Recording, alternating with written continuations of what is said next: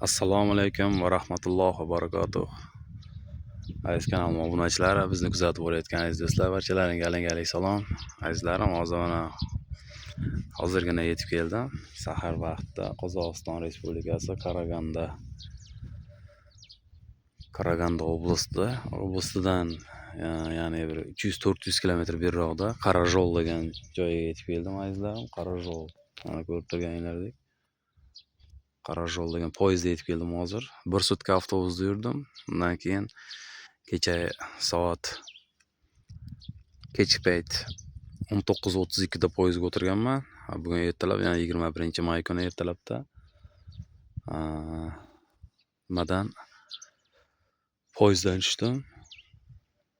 Atrof manzaraga e'tibor berib qo'yasizlar azizlarim. Mana domlar qachon qurilganini bilmadim.